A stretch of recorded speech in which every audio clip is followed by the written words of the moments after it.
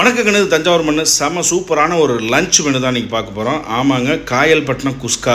ஆமாம், குஸ்கா கேள்விப்பட்டிருக்கேன். இது என்ன காயல்பட்டினம் குஸ்கான்னு என் பொண்டாட்டிகிட்ட கேட்க, மாமா இந்த காயல்பட்டினம் குஸ்கா வந்து பிரியாணி மாதிரியே இருக்கும், உள்ளே பீஸ் தான் இருக்காரு, கலர்லேருந்து டேஸ்ட் வரைக்கும் ஒரிஜினல் பிரியாணி மாதிரி தான் இருக்கும், அதாவது எம்டி மட்டன் பிரியாணி சொல்லலாம், அது மாதிரி தான் இருக்குன்னா இதுக்கு நம்ம பயன்படுத்த வந்து சீரக சம்பா ரைஸு.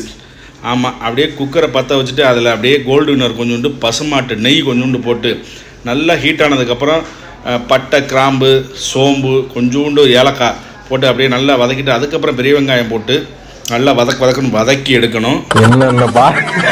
என்னென்ன சொல்கிறோம் பாருங்க, கம்பி கட்டுற கதையெல்லாம் எடுத்து போடுறோம் பார்த்தீங்களா. அப்படியே நெய் அப்படியே ஊற்றுனோன்னா அந்த எண்ணெயில் நெய்யோட கலர் மட்டும் தனியாக தெரியும். அப்படியே நெய் ஒரு முக்கால் சூடு ஆனதுக்கு உடனே நீங்கள் வந்து எடுத்து வச்சுருந்த பிரிஞ்சி இலை, பட்டை, சோம்பு, சீரகம், ஏலக்காய், முடிஞ்சால் 2 கிராம்பு. ஆமாங்க, இது போகிறது எல்லாமே ஹெல்த்துக்கு, வயிற்றுக்கு ரொம்ப ரொம்ப நல்லது. தயவு பண்ணி டால்டா இருக்குதுன்னு சொல்லி டால்டாவை மட்டும் இந்த குஸ்காவுக்கு யூஸ் பண்ணிடுறாங்க. மதுரை முனியாண்டி விலாசலாம் அந்த காலத்தில் டால்டா தான் யூஸ் பண்ணுவாங்க. இது வந்து காயல்பட்டினம் குஸ்கா. ஆமாம், பேரே ரொம்ப டிஃப்ரெண்ட்டாக இருக்குது. வீடியோவை ஸ்கிப் பண்ணாமல் பாருங்கள். ஒரு சிம்பிளான எதுவுமே இல்லை, காய்கறி, தக்காளி, வெங்காயம் மட்டும்தான் இருக்குது அப்படின்னா இந்த காயல்பட்டினம் குஸ்காவை நீங்கள் சூப்பராக ட்ரை பண்ணலாம். நாங்கள் எடுத்துருக்கிறது 2 டம்ளர் ரைஸு. அதுக்காக ஒரு 2 வெங்காயம், பெரிய வெங்காயம் போட்டு நல்லா என் பொண்டாட்டி கோல்டன் ப்ரௌன் கலர் வர வரைக்கும் நல்லா வதக்கிட்டு இருந்தா. என்னடி சொல்கிற, நீ என்ன சொல்கிற? ஆமாங்க, வெங்காயம் போட்டு நல்லா வதக்கி அந்த வெங்காயத்தில் இருக்க தண்ணி இறங்கி வெங்காயம் அப்படியே கோல்டன் ப்ரௌன் கலராக மாறணும். அதுக்கப்புறம் தான் நீங்கள் இஞ்சி சும்மா 1 டீஸ்பூன் போட்டால் போதும். இஞ்சி 1 டீஸ்பூன், இஞ்சி பூண்டு 1 டீஸ்பூன் போட்டிங்கன்னா போதும். இந்த குஸ்காங்கிறது வேறு ஒன்றும் கிடையாதுங்க. தக்காளி சோறில் ஏற்றுக்கிறதா இல்லை எம்டி மட்டன் பிரியாணி, சிக்கன் பிரியாணி ஏற்றுக்கிறதான்னு தெரியல, ஆனால் டேஸ்ட்டு சீரக சம்பா ரைஸுக்கும் அதுக்கும் அல்டிமேட்டாக இருந்துச்சு. இது மாதிரி நீங்கள் வீட்டில் ஒரு தடவை செஞ்சு கொடுத்தீங்கன்னா உங்கள் வீட்டுக்காரங்கெல்லாம் இப்படி தான் சாப்பிடுவாங்க.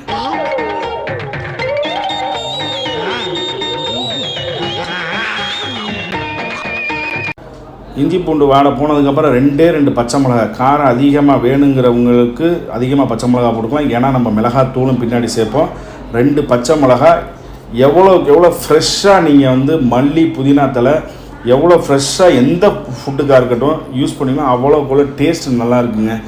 மல்லி, புதினா வாங்கி அப்படியே கட்டி இப்படியே ஃப்ரிட்ஜில் தூக்கி போட்டு என்னைக்காச்சும் ஒரு நாள் ஃப்ரிட்ஜு க்ளீன் பண்ணும்போது எடுத்தால் அது ஒரு 4 கட்டு இருக்கும் வேஸ்ட்டாக. அதே மாதிரி தக்காளி ஒரு 2 தக்காளி தான் போடணும். தக்காளி போட்ட உடனே உப்பு போடணும். அப்போ தான் தக்காளி தோல் தனியாக பிரியும், தக்காளி நல்லா மசியும். உள்ளே இருக்க வெங்காயமும் அப்படியே மிக்சியில் போட்டு அரைச்ச மாதிரி, எப்படி மிக்சியில் போட்டு அரைச்ச மாதிரி தனித்தனியாக போகும். அதுக்கப்புறம் தக்காளி நல்லா வதங்கினதுக்கப்புறம் தான் என்ன ஆட் பண்ணுங்கிறத பார்த்தோன்னா தண்ணி தான் ஆட் பண்ணணும். வேறு எதுவுமே அதுக்கப்புறம் ஆட் பண்ண போகிறது கிடையாது. உங்களுக்கு தேவைப்பட்டால் நீங்கள் மிளகாத்தூள் ஆட் பண்ணிக்கலாம், மஞ்சள் தூள் ஆட் பண்ணிக்கலாம். மஞ்சள் தூள் இதில் போடணுங்கிற அவசியம் கிடையாது. இது வந்து வீட்டிலேயே அரைச்ச சுத்தமான மிளகாங்க, வீட்டிலேயே அரைச்ச சுத்தமான மிளகாத்தூள், மிளகா கிடையாது, மிளகாத்தூள். மிளகாத்தூளை நீங்கள் ஆட் பண்ணதுக்கப்புறம் நல்லா கிண்டி விட்டு இந்த மிளகா வாடை போனதுக்கப்புறம், அதாவது மிளகாத்தூள் வாடை போனதுக்கப்புறம் சுத்தமான பசுந்தயிர், பாக்கெட் தயிர் வேணால், எருமை தயிர் வேணால், பசுந்தயிர், புளிக்காத தயிராக இருந்தால் இன்னும் சூப்பராக இருக்கும். ஆமாங்க, பிரியாணிக்கு எப்போதுமே புளிச்ச தயிர் போடவே கூடாது. புளிக்காத தயிர் நீங்கள் யூஸ் பண்ணி பாருங்கள், செம்ம சூப்பராக இருக்கும். அதுக்கப்புறம் என்ன பண்ணீங்க, எலுமிச்சம்பழம், ஒரு எலுமிச்சம்பழத்தில் அரை எலுமிச்சம்பழம் இருந்தால் பிழிஞ்சு விடுங்க. குஸ்காவுக்கு அது தேவையில்லை. ஆனால் டேஸ்ட்டு நேற்று சாப்பிட்டு பார்த்தேன், ஐயோப்பா சொல்ல வார்த்தையே கிடையாதுங்க. மிஸ் ஆனது வந்து மட்டன் பீஸ் இல்லாட்டி சிக்கன் பீஸ் தான். அதுக்கப்புறம் வந்து மல்லித்தலை, புதினா தலை எவ்வளோக்கு எவ்வளோ நீங்கள் நல்ல இலையை மட்டும் போடுறீங்களோ அவ்வளோக்கு நல்லா இருக்குங்க. தண்டோடு வெட்டி போகிறதுனால அதை எடுத்து கீழே போட்டுருவோம், இல்லாட்டி இது பண்ணிடுவோம், அவ்வளோக்கு நல்லது.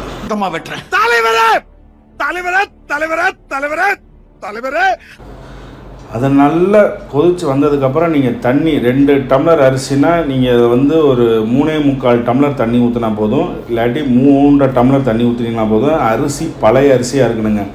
நீங்கள் பிரியாணி செய்யும்போது அரிசி வாங்கிறது பழைய அரிசியாக வாங்க. சில பேர் புது அரிசியை கொடுத்து ஏமாற்றிடுவாங்க. நான் எல்லாரையும் சொல்ல, சில பேர் வியாபார நோக்கம் மட்டும், லாபத்தை மட்டும் மனசில் வச்சுட்டு வேலை பார்க்குறாங்க பார்த்தீங்களா, அவங்க பழசுக்கு போதான் புதுசு கொடுத்துருவாங்க.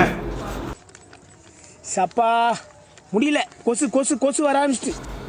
நல்லா நம்ம தண்ணி நல்லா கொதிச்சு அப்படியே மேலே தக்காளி தோடு எல்லாமே பிரிஞ்சு வந்துருச்சு. இப்போ தான் நீங்கள் இறக்கணும். மெயின் இன்க்ரீடியன்ட்ஸ் நம்ம சீரக சம்பா பழைய அரிசியை இறக்கி அப்படியே ஒரு 3 விசிலுங்க, 3 விசில் அடியில் தம்மை கட்டி வச்சு பிடிச்சி சாப்பிட்டா அல்டிமேட் டேஸ்ட்டாக இருக்கும் நம்ம காயல்பட்டினம் குஸ்கா.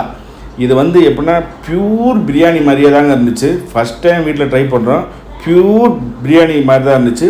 ஆனால் பீஸ் தாங்கல்ல, டேஸ்ட்லேருந்து எல்லாமே அதான்.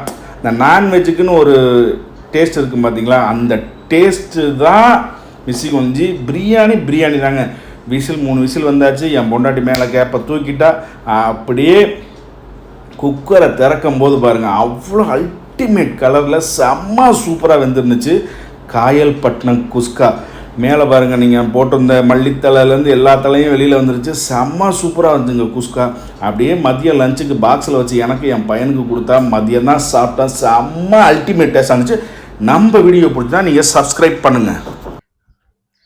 வணக்கம். எல்லாரும் மறக்காம பைந்தமிழ் விளாக்ஸ் சேனலை வந்துக்கிட்டு சப்ஸ்கிரைபரு, கமெண்டு, அப்புறம் லைக்கு, ஷேரு எல்லாத்தையும் பண்ணி விட்ருங்க.